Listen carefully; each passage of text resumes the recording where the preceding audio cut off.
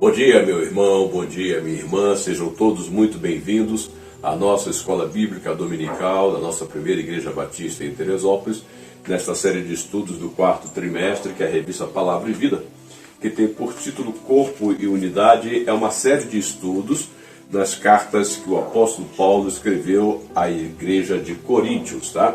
Então, hoje nós vamos ver a lição número 2, que tem por título A Luta pela Comunhão. O texto base está em 1 aos Coríntios, capítulo 1, do verso 10 até o capítulo 4, verso 21. É um texto bastante extenso, mas nós, à medida que nós formos caminhando, nós vamos falando a respeito deles.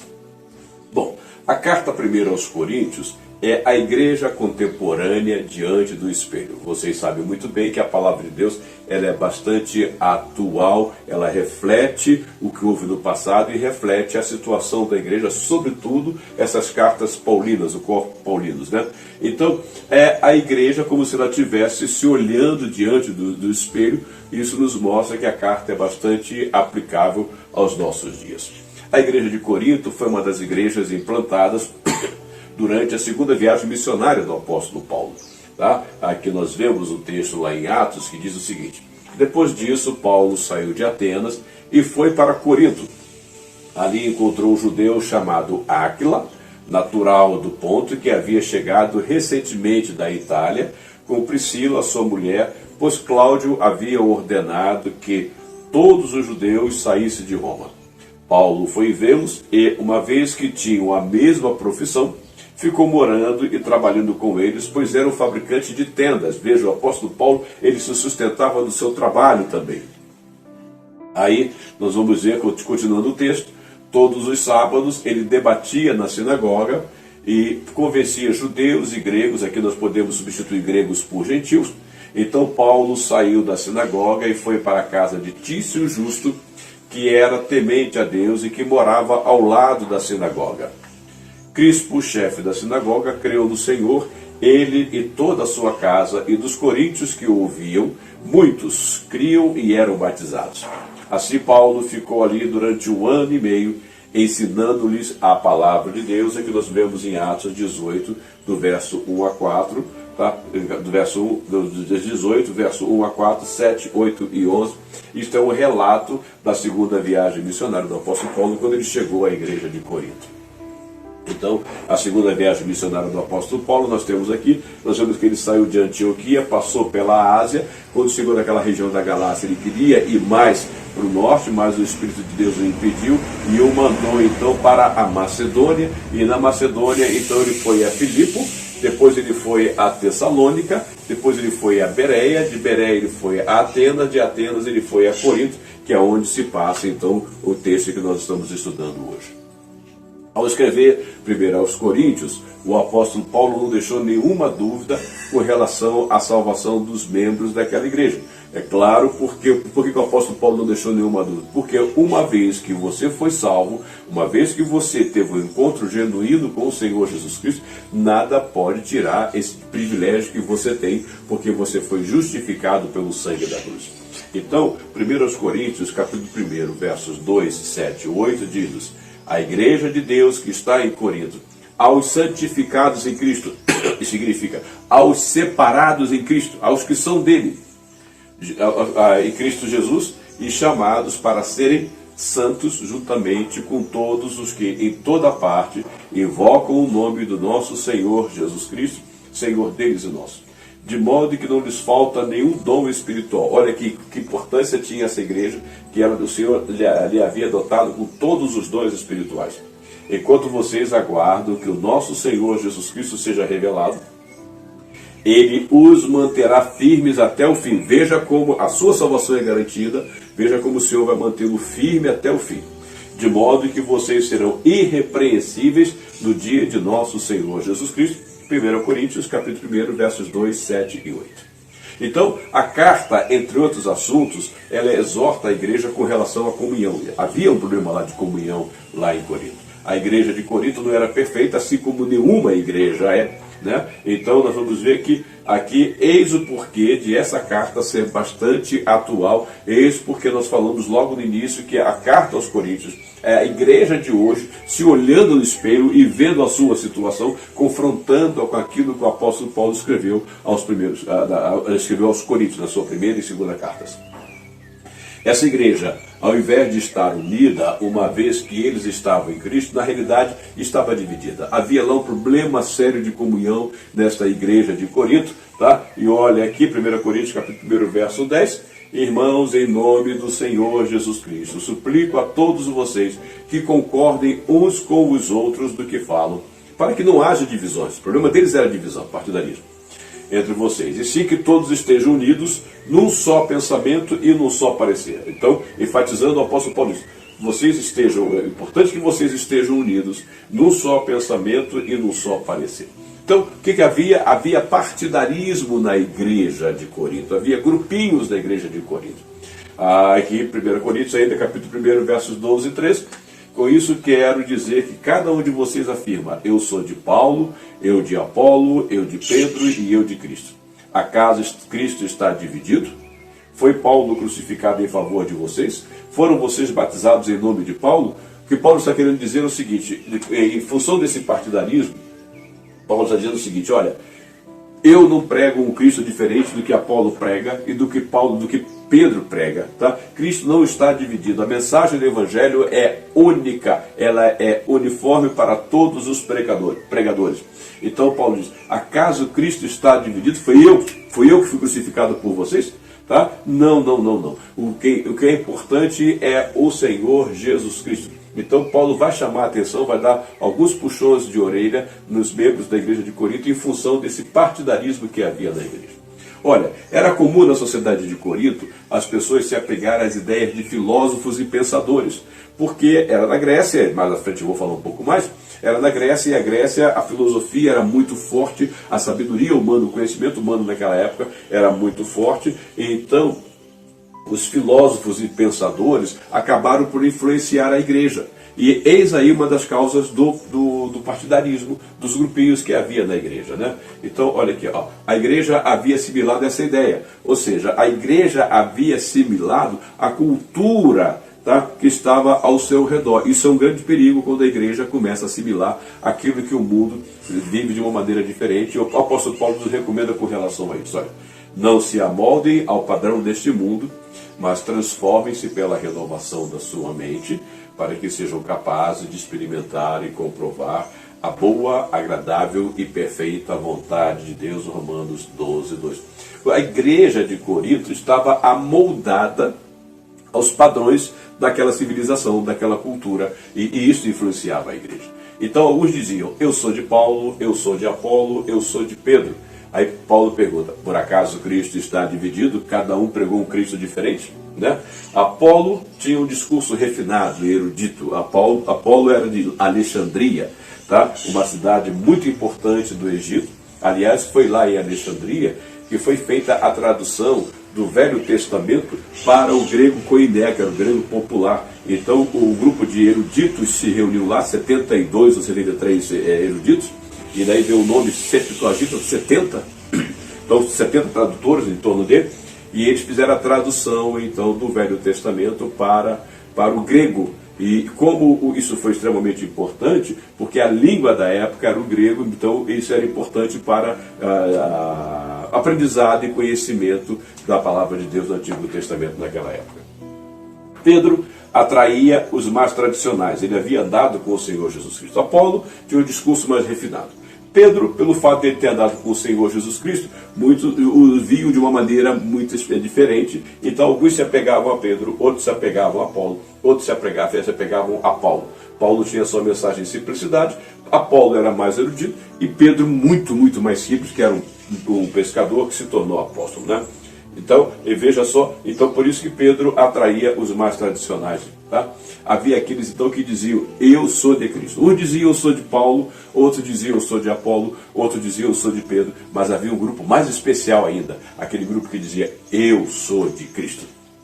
Olha aqui, ó, 1 Coríntios, capítulo 1, verso 12. Com isso quero dizer que cada um de vocês afirma: eu sou de Paulo, eu de Apolo, eu de Pedro e eu de Cristo. Esses aqui então eram os mais especiais.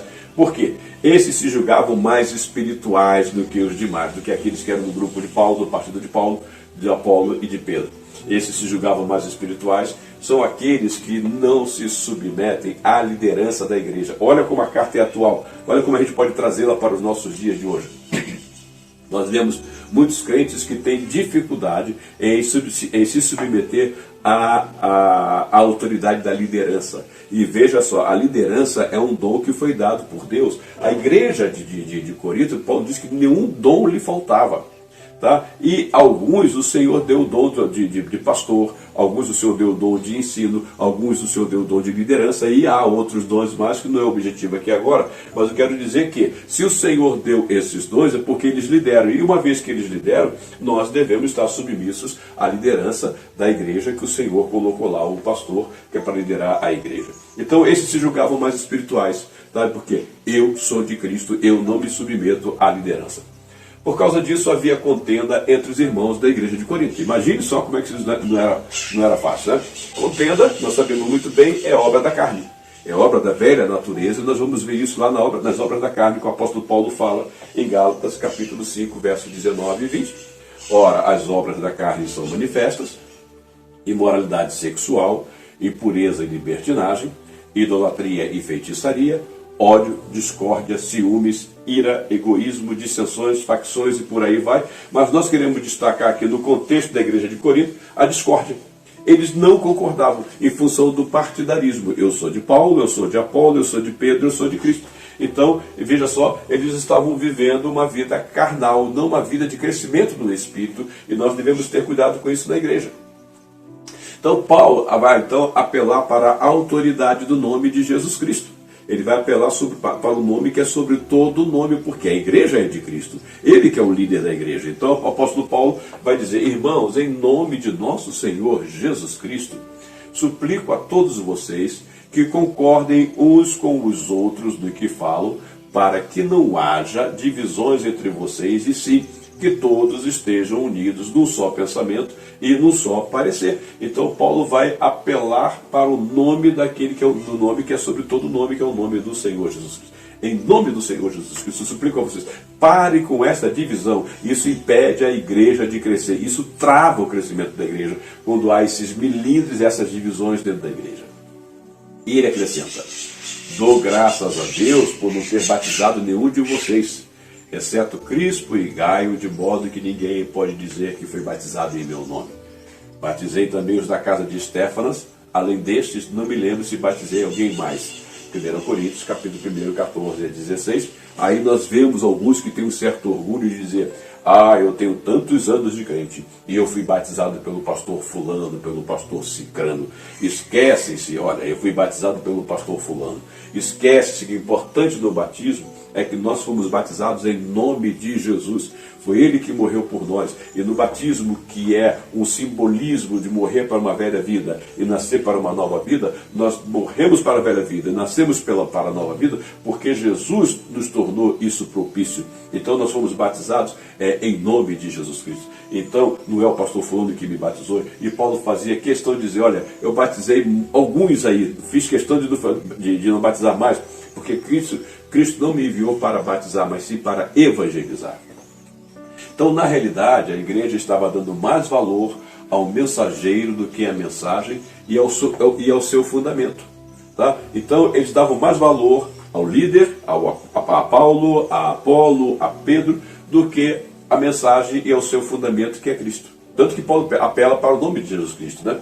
Enquanto isso, um judeu chamado Apolo, natural de Alexandria, chegou a Éfeso. Ele era homem culto e tinha grande conhecimento das Escrituras. Veja, Apolo era um homem culto, tinha grande conhecimento das Escrituras. Então foi fácil, naquele contexto de sabedoria, de filosofia, né, de conhecimento, alguns se apegarem a Apolo, porque Apolo era mais erudito, Apolo tinha um discurso diferente, uma boa retórica, né? Então, bom discurso. Então ele era homem culto e tinha grande conhecimento das Escrituras. E o que nós vemos hoje na igreja de hoje? Olha, há alguns que se apegam, tá? Que se apegam àqueles que são bastante eruditos, a pastores que têm uma boa gama de conhecimento, né? E um grande poder de persuasão, que acaba influenciando e levando a pessoas para alguns ensinamentos que eles apresentam. Quanto mais culto, quanto mais acadêmico, nós vemos alguns pastores hoje em dia, mais eles se tornam liberais e estão levando a igreja para um rumo diferente. Então, o que nós temos que dar valor é a mensagem e ao seu fundamento, que é o Senhor Jesus Cristo. Devemos ter muito cuidado com aquilo que está sendo ensinado para nós. Então só Jesus Cristo deve ser exaltado na igreja. É isso que Paulo está falando. Não é Paulo que tem que ser exaltado, não é Apolo que tem que ser exaltado, não é Pedro que tem que ser exaltado, não é o pastor que tem que ser exaltado, não é líder algum que tem que ser exaltado. A igreja vive para exaltar e glorificar o nome de Deus, o nome do Senhor Jesus Cristo. Né? 1 Coríntios capítulo 3, verso 1 a 5, Paulo diz: irmãos, não lhes pude falar como a espirituais, mas como a carnais, como a crianças em Cristo. Dei-lhes leite e não alimento sólido, pois vocês não estavam em condições de recebê-lo. Isso foi quando Paulo iniciou a igreja em Corinto. É claro, Paulo estava pegando uma igreja nova, então tinha que dar um alimento líquido, tá? Tinha que dar leite. Né? Mas o tempo passou, aí Paulo vai dizer: de fato, vocês ainda não estão em condições. Olha, Paulo ficou em Corinto 1 ano e meio, e quando ele escreve a carta aos Coríntios, ele está lá em Éfeso. Já havia passado algum tempo, mas, no entanto, os crentes da igreja de Corinto não haviam crescido, não haviam adquirido maturidade. Então, desde o início, eles tomavam leite e não alimento sólido, e o apóstolo Paulo vai dizer: e ainda hoje vocês não estão em condições de receber alimento sólido. Né? Pois quando alguém diz, eu sou de Paulo, e outro, eu sou de Apolo, não estão sendo mundanos? Não cresceram. Afinal de contas, quem é Apolo? Quem é Paulo? Apenas servos por meio dos quais vocês vieram a crer, conforme o ministério que o Senhor atribuiu a cada um. Então, veja só, Paulo diz: olha, eu sou um servo do Senhor. Apolo também é um servo do Senhor. Pedro é um servo do Senhor. Então nós temos que dar valor à essência da mensagem, o fundamento da mensagem, que é Cristo Jesus crucificado, aquele que morreu por nós. Então, Paulo exorta a igreja de Corinto a manter a unidade, tá? No mesmo modo de pensar e propósito, porque a igreja tem um propósito: é glorificar o nome de Deus, é expandir o reino de Deus, é levar a mensagem do Evangelho para que vidas sejam transformadas. Agora, de que maneira uma igreja dividida, uma igreja com partidarismo, vai poder fazer isso? Já que não há consenso, já que não há o somatório de forças, já que não há sinergia, porque o partidarismo faz com que cada um faça a sua parte e nada mais. Então, olha, Efésios, o próprio apóstolo Paulo, quando escreve aos Efésios, ele vai dizer no capítulo 4, verso 3 a 5: façam todo o esforço para conservar a unidade do Espírito pelo vínculo da paz. Efésios 4, 3, 5. E isto é bastante aplicável à igreja de Corinto, embora também fosse aplicável à igreja de Éfeso, como também é aplicável aos nossos dias. Devemos fazer todos os esforços possíveis para conservar a unidade da igreja. João, capítulo 13, versos 34 e 35, o Senhor Jesus diz: um novo mandamento lhes dou: amem-se uns aos outros, como eu os amei, vocês devem amar-se uns aos outros. Com isso todos saberão que vocês são meus discípulos, se vocês se amarem uns aos outros. João capítulo 13, verso 34 e 35, palavras do Senhor Jesus Cristo. Agora me diga, de que maneira a igreja de Corinto poderia dar testemunho para aquele local, tá? Se eles não tinham unidade, se eles não estavam exercendo um amor entre eles, então eles não davam testemunho de que eram discípulos do Senhor Jesus Cristo. Eles eram bem infantis ainda, brigando entre si, e criança que briga muito, né? Então eles eram muito infantis. Então o apóstolo Paulo ele exorta a igreja para que ela venha a ser unida, que ela esteja coesa, porque a igreja unida, ela realiza o propósito da expansão do reino e exalta o nome de Cristo. Esse é o objetivo da igreja, é exaltar o nome do Senhor Jesus Cristo. Afinal de contas, a igreja é o corpo de Cristo. Cristo se manifesta no mundo por meio da sua igreja. E ele capacita essa sua igreja pelo Espírito Santo que ele nos concedeu. Então a igreja é a visibilidade de Cristo para o mundo. Então, se o mundo não vê em nós tá? O exercício do amor. Se o mundo vê partidarismo, se o mundo vê grupinhos na igreja, o mundo jamais vai enxergar que ali está um grupo de discípulos do Senhor Jesus Cristo, cujas vidas foram transformadas. Então, o partidarismo na igreja, ele ofusca o brilho do nome de Cristo. É isso que ele faz. É o nome que passa a ser exaltado, não o Senhor Jesus Cristo. Aí Paulo pergunta, acaso Cristo está dividido? Tá? Foi Paulo crucificado em favor de vocês? Foram vocês batizados em nome de Paulo? Dou graças a Deus por não ter batizado nenhum de vocês, exceto Crispo e Gaio, de modo que ninguém pode dizer que foi batizado em meu nome. Cristo está dividido, cada um de nós está pregando um evangelho diferente? Não. A mensagem do evangelho é uma só. Todos pecaram e destituídos ficaram da glória de Deus, né? Então é esta a mensagem. Os coríntios se impressionavam muito com a retórica. Por quê? Porque eram filósofos, né? Era uma cultura muito filosófica. Lembre-se que os coríntios eles eram gregos, e gregos eram muito dados à filosofia, né? Então você vê aqui a capital, Atenas, e aqui embaixo Corinto, mais ao norte você teria Filipe, Tessalônica e Bereia. Então Paulo passou por Atenas e depois foi a Corinto, e é lá onde se passa o nosso assunto de hoje. Então os gregos eles tinham muito apreço pela sabedoria humana, eles admiravam os seus filósofos. É aí que nós vamos ver, olha, daí Paulo dizia, afinal Cristo não me enviou para batizar, mas para pregar o Evangelho, não com sabedoria de palavras, não com a sabedoria dos filósofos, não com a sabedoria dos pensadores, não, para que não se anule a cruz de Cristo. O foco da mensagem de Paulo não era a sabedoria humana, o foco da mensagem de Paulo era a cruz de Cristo, o Senhor Jesus que foi crucificado por nós, e ele levava essa mensagem na simplicidade do Evangelho. Então, a mensagem de Paulo era a cruz de Cristo. A morte na cruz era associada a tudo que havia de mais vergonhoso e infame. Agora imagine num ambiente culto de filósofos, de pensadores, você chegar lá e falar que o seu Salvador, que é o Messias, morreu numa cruz. A cruz era coisa infame. Morrer na cruz era coisa para quem havia cometido crime hediondo, era para traidores. Então era uma morte horrível. Aliás, a crucificação não foi coisa inventada pelos romanos, não. Os assírios já praticavam isso, os babilônios praticavam isso. Isso vinha de séculos antes. E os romanos adotaram essa punição para os crimes hediondos e para os traidores. Aí Paulo chega lá agora pregando a mensagem de um homem que morre na cruz por alguém, para salvar alguém, e passa por toda aquela vergonha. No contexto culto, como era o contexto da Grécia, de Corinto, isso era uma coisa que eles não entendiam. Então Paulo vai falar que a mensagem dele é a mensagem da cruz. Pois a mensagem da cruz é loucura para os que estão perecendo, mas para nós que estamos sendo salvos, é o poder de Deus. Somente o poder de Deus é que pode transformar uma vida. E o poder de Deus se manifesta no Evangelho, em que Cristo morreu por nós quando nós éramos ainda pecadores. Então, isto é poder de Deus, por isso que Paulo diz, o Evangelho é poder de Deus para a salvação de todo aquele que crê. Então, veja, tem aqueles que aceitaram o poder de Deus, a mensagem do Evangelho, esses estão sendo salvos. Mas Paulo vai dizer, olha, é loucura para os que estão perecendo. Na realidade só existem dois grupos, aqueles que estão perecendo e os que estão sendo salvos. Perecendo, caminhando para a perdição eterna, e sendo salvos, aqueles que estão sendo santificados para a glorificação. Porque a nossa salvação se dá em três estágios. Primeiro, quando você teve um encontro com Cristo, você foi justificado pelo sangue da cruz. Você foi salvo, todos os seus pecados foram apagados. Daí em diante você começa a caminhar com o Senhor. Então você vai crescendo espiritualmente. Todo crente tem que buscar crescimento espiritual. Então nós vamos sendo santificados pelo poder do Espírito Santo que habita em nós. Nós estamos sendo salvos. Até que um dia nós seremos glorificados, que é o êxito total, que é o clímax da nossa salvação. Nós seremos glorificados e estaremos com o Senhor para sempre.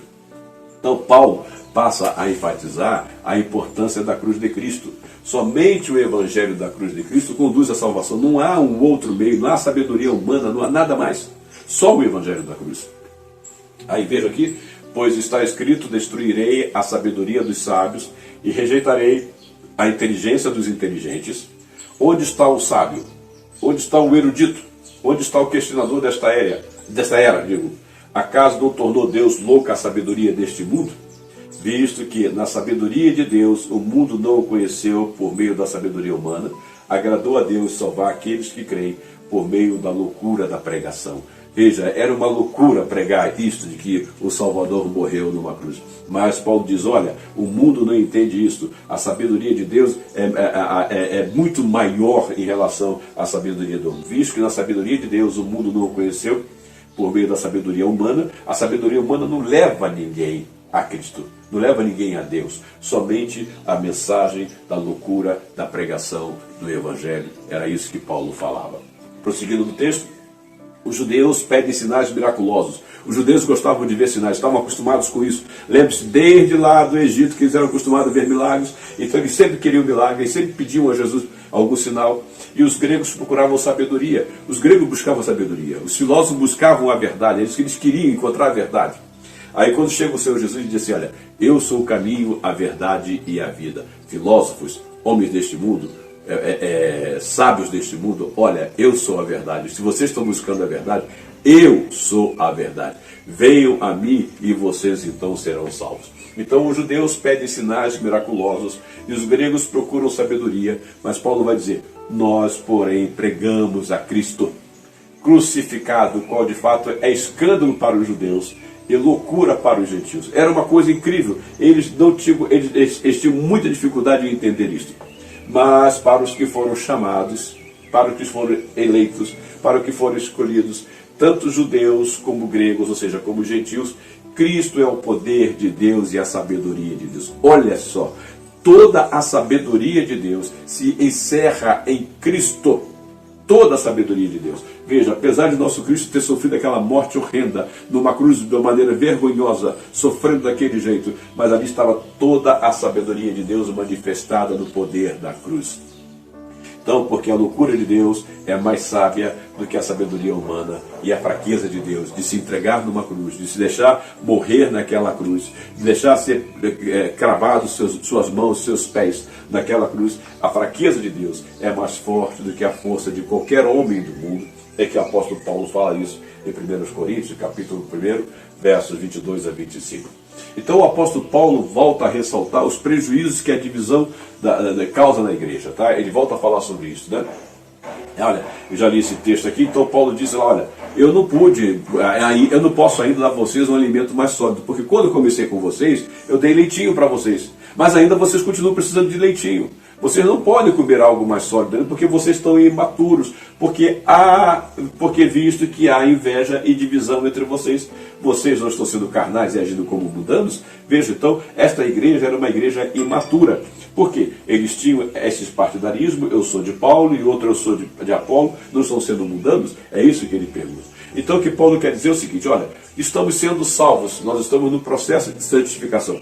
Esse processo de santificação envolve uma caminhada com o Senhor, envolve intimidade com o Senhor, envolve vida de oração, envolve vida de contato com a palavra. Aliás, a nossa igreja está este ano fazendo aquele circuito 4x4 em que nós chegaremos ao mês de dezembro tendo lido toda a Bíblia ao longo do ano de 2023. Isso é extremamente importante porque nós precisamos mergulhar na palavra. Vida de oração e vida de intimidade com Deus. Então, sendo salvos, santificação, aí isso nos conduz ao crescimento espiritual. O crescimento espiritual nos conduz à maturidade. E a maturidade nos permite um alimento mais sólido, mais consistente, mais substância, né? Então, é isto. E a igreja de Corinto não estava em condições disso, né? Aí, 2 de Pedro, capítulo 3, verso 18, ele diz, olha, cresçam, porém, na graça e no conhecimento de nosso Senhor e Salvador Jesus Cristo. A Ele seja a glória, agora e para sempre. Amém. Cresçam na graça e no conhecimento de nosso Senhor.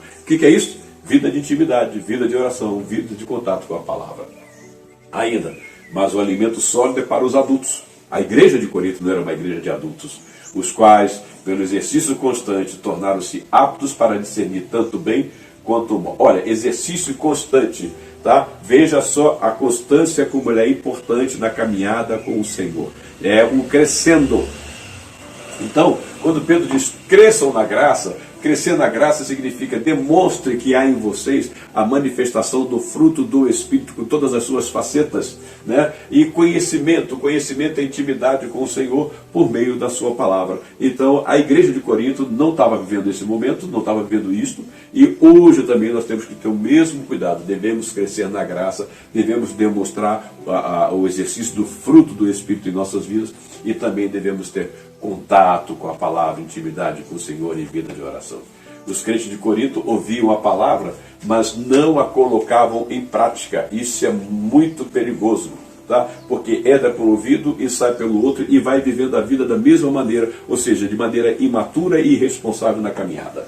Então, olha o que Tiago diz na sua carta, tá? No capítulo 1, verso 22. Sejam praticantes da palavra e não apenas ouvintes, enganando-se a si mesmos. Tá? É isso que o apóstolo Paulo ressalta e Tiago ressalta aqui também. Crente maduro, então ele não cria intrigas, não cria contendas, não tem grupinhos, tá? Não tem grupinhos. É isso, ele enxerga a comunidade que ele está inserida como um todo, e que ele tem a sua importância quando ele soma suas forças com os outros irmãos para que os propósitos da igreja de Cristo sejam realizados e alcançados. Então não existe na igreja um ministério mais importante do que o outro. Paulo estava dizendo justamente isso. Olha, o meu ministério não é mais importante do que o de Apolo. O meu ministério não é mais importante do que o de Pedro. Não. Nós não estamos pregando um Cristo dividido. Nós não estamos aqui preocupados em apresentar conhecimento. Mas o que nós queremos apresentar aqui é a simplicidade do Evangelho, é a mensagem da cruz, é o fundamento da igreja, que é o Senhor Jesus Cristo. Então não existe na igreja um ministério mais importante do que o outro. Olha, a música não é mais importante do que o ensino, o ensino não é mais importante do que a mensagem, não é mais importante do que a ação social. Todos têm o seu valor dentro da igreja. Todos daqueles que foram chamados de acordo com os seus dons têm o seu valor, e o Senhor aprecia muito isto, e isto é maravilhoso quando nós enxergamos que não existe ministério mais importante na igreja. Às vezes, cada um quer puxar a brasa para a sua sardinha. É o partidarismo. Olha, esse meu ministério aqui precisa de mais isso, mais aquilo. Aquele outro lá não é tão importante assim. Não, todos são importantes. Olha, o ministério de evangelismo, a música, tá, os PGs, a ação social, as nossas irmãs que trabalham na cantina, aqueles que se dedicam ao ensino, aqueles que limpam a igreja, todos são importantes. É um conjunto, tá? É um conjunto, é uma unidade. Por isso que o apóstolo Paulo diz, olha, não haja divisão, não formem grupinhos. Tudo é feito na igreja para a glória de Deus. Era isso que o apóstolo Paulo queria enfatizar para eles. Então, Paulo nos faz ver a interdependência dos ministérios na igreja. Tem que haver sinergia, todos trabalham juntos. É como se fosse um conjunto de engrenagens. Uma engrenagem vai funcionando, aí faz girar outra, faz girar outra, faz girar outra. Se uma emperra, para todo o conjunto de engrenagens. Então, e essas engrenagens, tá, elas necessitam de lubrificação. E qual é a lubrificação que deve haver entre essas engrenagens? É a unção do Espírito Santo. E como é que vai haver a unção do Espírito Santo? É havendo unidade na igreja, é havendo vida individual com o Senhor, de maneira que nós possamos então somar com nossos outros irmãos e trabalhar, porque os ministérios têm interdependência, tá, na igreja. Então, olha, 1 Coríntios 3, 7 a 8, de modo que nem o que planta, nem o que rega são alguma coisa, mas unicamente Deus que efetua o crescimento. O que planta e o que rega tem um só propósito, e cada um será recompensado de acordo com o seu próprio trabalho. Então veja só o que vai haver então. Tá, Paulo diz, olha, todos têm a sua importância. Eu plantei, Apolo regou. Então nós estamos todos no mesmo propósito, estamos trabalhando juntos. Há essa interdependência. Então a obra é do Senhor, nós somos apenas instrumentos dele. Só isso, é isso que Paulo queria mostrar. É isso que Paulo queria mostrar. Então, da mesma maneira que ele era instrumento, Apolo era instrumento, Pedro era instrumento, você é instrumento, meu irmão, eu sou instrumento, o pastor da igreja é instrumento, o ministro de música da igreja é instrumento, todos nós somos instrumentos da igreja. Por mais simples que seja o serviço que se realiza na obra do Senhor, todos nós somos instrumentos para a glória de Deus, o nosso Senhor. Então, 1 Coríntios 3, 7, de modo que nem o que planta, nem o que rega são alguma coisa. Nós não somos nada, nós somos usados pela misericórdia de Deus. Tá? Oh, eu sou muito importante, a igreja depende de mim. Tá? Não. Nenhum de nós é assim, dessa maneira. Bom, então, e a obra de Deus cresce na interdependência do... Eu voltei aqui, né? O plantar e o regar. E a obra de Deus cresce, então, na interdependência dos ministérios. O plantar e o regar são tarefas vitais e uma depende da outra. Né? Então, já disse aqui, o que planta, eu voltei aqui sem querer, o que planta e o que rega tem um só propósito e cada um será recompensado de acordo com o seu próprio trabalho. Então, não há espaço para vaidade na igreja. Vou repetir, não há espaço para vaidade na igreja. Fique isso muito bem gravado. Paulo, de maneira metafórica, o que ele vai fazer? Ele vai chamar a igreja de lavoura e de edifício, né? De edifício. Olha 1 Coríntios 3, 9 a 11, ele vai dizer: pois nós somos cooperadores de Deus, vocês são lavoura de Deus e edifício de Deus. Lembre-se que ele falou, um planta e o outro rega, nós somos lavoura e edifício de Deus. Conforme a graça de Deus que me foi concedida, eu, como sábio construtor, lancei o alicerce. Qual foi o alicerce que ele lançou? Cristo Jesus é o alicerce da igreja, é o fundamento da igreja. Outras versões diz fundamento. E o outro está construindo sobre ele. Contudo, veja cada um como constrói, porque ninguém pode colocar outro alicerce ou outro fundamento aqui, além do que já está posto, que é Jesus Cristo. Não, se alguém vier pregando alguma coisa diferente da mensagem do Evangelho, se alguém trouxer um outro tipo de material para alicerçar a igreja, isso é heresia. Tá? Então o apóstolo Paulo diz, olha, o fundamento da igreja é Cristo, e ponto. Então, nós somos cooperadores e não competidores. Paulo não estava competindo com Apolo. Apolo não estava competindo com Pedro. Então não há esse espírito de competição dentro da igreja, não. Nós trabalhamos todos para a glória do Senhor. Então servimos ao Senhor, somos colaboradores e seremos recompensados por isso. Olha só, tudo que você faz, você vai receber uma recompensa um dia. Olha aqui, ó. Ora, o que planta e o que rega são um, e cada um receberá a sua recompensa de acordo com o seu próprio trabalho. Há uma recompensa para o crente lá no final. A recompensa se dá pela fidelidade do obreiro. Tá? Não servimos ao Senhor esperando recompensa dos outros. Ele nos recompensará. Há aqueles que querem trabalhar para serem notados na igreja. Não. A nossa recompensa, ela vem do Senhor. Quando nós temos em mente que o que nós fazemos é para o Senhor, nós não esperamos elogios daqueles que estão ao nosso redor. Aí, voltando aqui a 1 Coríntios 3, de 11 a 15, o apóstolo Paulo vai dizer: porque ninguém pode colocar outro alicerce além do que já está posto, que é Jesus Cristo. O fundamento da igreja é Jesus Cristo. Se alguém constrói sobre esse alicerce usando ouro, prata, pedras preciosas, madeira, feno ou palha, sua obra será mostrada, porque o dia a trará à luz, pois será revelada pelo fogo que provará a qualidade da obra de cada um. Se o que alguém construiu permanecer, esse receberá recompensa. Se o que alguém construiu se queimar, esse sofrerá prejuízo, contudo será salvo como alguém que escapa através do fogo. Olha, vejam, aqui o apóstolo Paulo não está baseando a salvação nas obras, não. Aqui o apóstolo Paulo já está falando com quem já é crente salvo por Jesus Cristo. Tá? Porque já é salvo por Jesus Cristo. Então o apóstolo Paulo agora fica dizendo o seguinte: cuidado com o que você está construindo sobre esse alicerce, como você está fazendo a obra do Senhor. Você está sendo negligente na obra do Senhor, ou você está sendo dedicado à obra do Senhor? Você está buscando a glória para o Senhor ou para você? Aí o apóstolo Paulo diz, olha, se alguém constrói sobre esse alicerce usando ouro, material nobre, prata, material nobre, pedras preciosas, material nobre. Agora aí já vem aqueles que vão usar madeira, feno ou palha. Sua obra, veja, não é a sua salvação. Tá? O apóstolo Tiago ele diz o seguinte, olha, mostra-me as tuas obras e eu te mostraria a minha fé, porque a fé sem obras, ela é morta. Aquele que foi salvo por Jesus Cristo, ele manifesta a sua salvação, ele manifesta a sua salvação, tá? Ele manifesta a sua fé por meio daquilo que ele realiza para a glória do Senhor. Porque ninguém pode julgar o coração de ninguém, mas pelos frutos nós conhecemos a árvore. Então, veja, o apóstolo Paulo se refere aqui à obra, sua obra, tá? Não a sua salvação. Sua obra será mostrada um dia, tá? Porque o dia trará a luz, pois será revelada pelo fogo que provará a qualidade da obra de cada um. Se o que alguém construiu permanecer, esse receberá recompensas. Então, se aquilo que você construiu permanecer naquele dia, você salvo, você vai receber uma recompensa. Agora, se aquilo que você construiu foi de madeira, feno ou palha, ou seja, material altamente combustível que pega fogo com facilidade, então o apóstolo Paulo dizia, se o que alguém construiu se queimar, esse sofrerá prejuízo. Contudo, será salvo como alguém que escapa através do fogo. É como aquele que estava numa casa pegando fogo e ele saiu correndo, deixou tudo para trás, tudo que ele tinha foi queimado, mas ele salvou a sua vida. Ou seja, a sua recompensa praticamente será nula, a sua salvação não será perdida. Nós estamos falando aqui de galardão, de recompensa, tá? Então é isso que o apóstolo está falando. Olha aqui, ó, ninguém pode colocar outro alicerce. Por quê?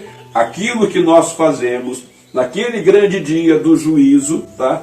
O dia trará à luz tudo aquilo que nós fizemos em nome do Senhor Jesus Cristo, na obra do Senhor Jesus Cristo. E lá então, todo o nosso trabalho vai ser avaliado. E em função da avaliação, em função do tipo de material que foi usado, ouro, prata ou pedras preciosas, terá o galardão. Agora, se foi com desses materiais combustíveis, madeira, feno ou palha, ou seja, não investiu na obra do Senhor, tá? Não investiu, tá? Então ele vai ser salvo como alguém que escapa pelo fogo. É graça, em todos os sentidos é graça, mas vai ser salvo, tá? Então o que eu quero dizer com isso aqui é o seguinte: há um galardão para todos nós naquele dia. Então é o que o apóstolo Paulo diz lá em 1 Coríntios 15:58, diz, sejam firmes e constantes, sempre abundantes na obra do Senhor, sabendo que o trabalho de vocês não é vão no Senhor. Por quê? Seja firme e constante, porque você tem um galardão que o aguarda lá naquele dia. O dia, olha que o dia aqui está em letra maiúscula, tá? Então, agora lembre-se de uma coisa, de que ouro, prata e pedras preciosas não são encontrados na superfície. É claro, de uma maneira geral, às vezes se encontram algumas pedras preciosas, mas na maior parte das vezes é necessário cavar, procurar, aprofundar. E como é que nós vamos usar esse ouro, prata e pedras preciosas? É aquilo que eu já falei, é vida de oração, é comunhão, é mergulhar na palavra. Eu quero mais, eu preciso entender mais da palavra. Entender mais da palavra. Olha, é uma tristeza tremenda, meus irmãos, quando nós vemos igrejas que hoje em dia estão dando pouco valor ao ensino. Tá? É muita fumaça, é muito pula-pula, mas nós vemos igrejas hoje que eliminaram a escola bíblica dominical. Tá? E a escola bíblica dominical é um meio de nós mergulharmos, de nós cavarmos, aprofundarmos o nosso conhecimento para que nós possamos adquirir ouro, prata e pedras preciosas. E não é só a EBD, é na nossa vida em casa, na nossa intimidade com o Senhor. Agora a palha está na superfície, é muito mais fácil, então os preguiçosos, eles vão ser salvos, sim, tá? Mas como alguém que escapa pelo fogo, né? Então há um galardão para todos nós. Aí então nós vemos que o fundamento da igreja é Jesus Cristo. Esse é o firme fundamento, porque Paulo diz, porque o dia atrará a luz. Aquilo que nós fizermos será vida à luz. Aí Apocalipse 22:12, olha como confirma que há um galardão para todos nós. Olha lá em Apocalipse 22:2, o Senhor Jesus dizendo, eis que venho sem demora, e comigo está a recompensa que eu tenho para dar a cada um segundo as suas obras. Veja, eis que venho sem demora, e comigo está a recompensa, e comigo está um galardão que tenho para dar a cada um segundo as suas obras. Então veja só como nós estamos construindo sobre esse fundamento que é Cristo, né? Então será um julgamento neste dia, não para a salvação porque nós já estamos salvos, mas é um julgamento para a avaliação das nossas obras. Tá? Aí, em função daquilo que nós fomos avaliados, nós receberemos um galardão do Senhor. Então, eis aí a importância que é de se dedicar à obra do Senhor, de glorificar o nome do Senhor com as nossas vidas. 1 Coríntios 3,15 diz, e se o que alguém construiu se queimar, esse sofrerá prejuízo. Qual prejuízo? O galardão dele. Contudo, será salvo como alguém que escapa através do fogo. 1 Coríntios 3,15. Sim, as nossas obras serão então recompensadas naquele dia. O dia a declarará. Né? Aí, olha aqui, Mateus 5,12. Alegre-se e regozijem. Isso é o Senhor Jesus falando. Alegre-se e regozijem-se, porque grande é a recompensa de vocês dos céus. Pois da mesma forma perseguiram os profetas que viveram antes de vocês. Alegre-se e regozijem, porque grande é a recompensa de vocês no céu. Sim, há uma recompensa, há um galardão que nos aguarda. Mateus 6, 3, 4, olha que o Senhor Jesus também fala aqui. Mas quando você der esmola, que a sua mão esquerda não saiba o que está fazendo a direita, de forma que você preste a sua ajuda em segredo, e seu pai, que vê o que é feito em segredo, o recompensará. Às vezes você está fazendo alguma coisa aqui e talvez você não seja recompensado aqui. É claro que nós fazemos aqui e desfrutamos de muitas bênçãos aqui. O Senhor nos recompensa aqui também. Mas talvez não sejamos recompensados aqui. Mas, e seu pai que vê, o recompensará naquele dia. Então, meu irmão, há um galardão para todos nós, tá bom? Então, olha aqui, Filipenses 2:12, olha o que o apóstolo Paulo diz. Assim, meus amados, como sempre vocês obedeceram, não apenas em minha presença, porém muito mais agora na minha ausência, ponham em ação a salvação de vocês com temor e tremor. O que é botar em ação a nossa salvação com temor e tremor? É saber que eu tenho que fazer o meu melhor para o Senhor. É saber que eu tenho que me dedicar ao Senhor. É saber aquilo que o apóstolo Paulo fala. Encham-se do Espírito. Encham-se do Espírito. Tá? Então é isso que é colocar em ação a nossa salvação. A salvação, a nossa vida em Cristo é uma vida dinâmica. Então ela tem que ser colocada em ação. Dinamismo implica ação, né? Tem relacionamento com a ação, não é isso?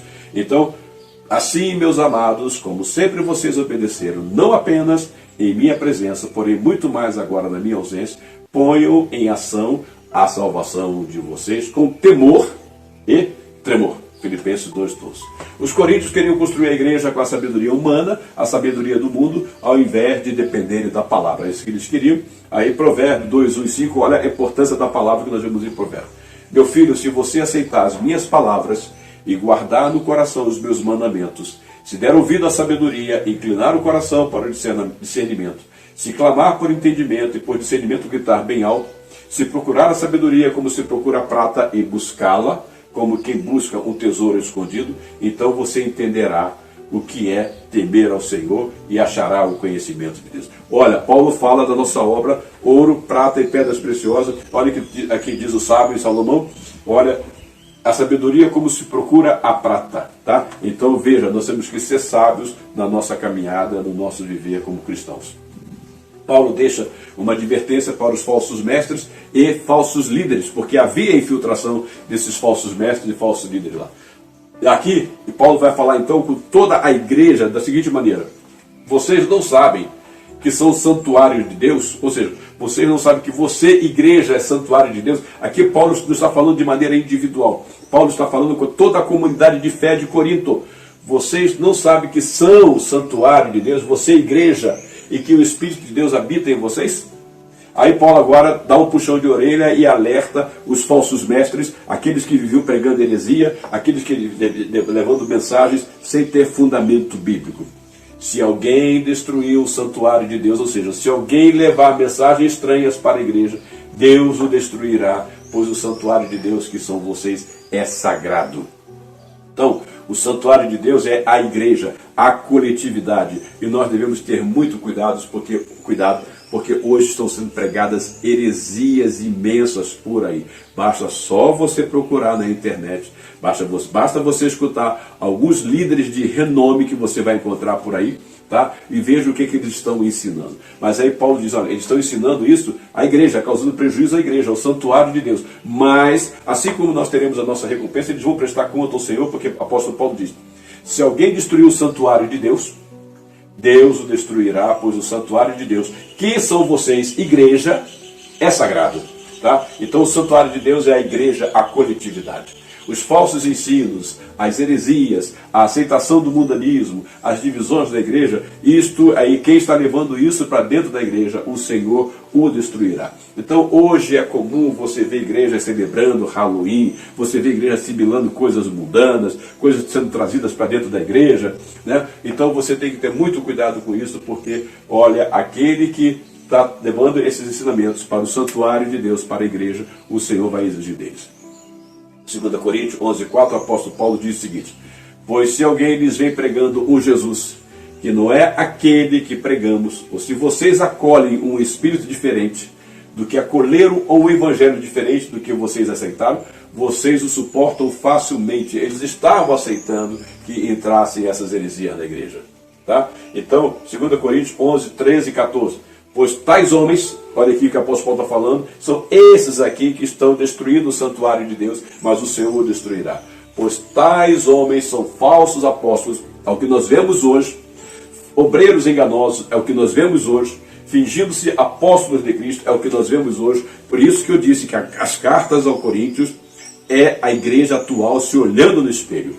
E isto não é de admirar, pois o próprio Satanás se disfarça de anjo de luz, segundo aos Coríntios 11, 13 e 14. Tá? Então, olha aqui, 2 Coríntios 12, 20. Pois temo que, ao visitá-los, não os encontre como eu esperava, e que vocês não me encontrem como esperava.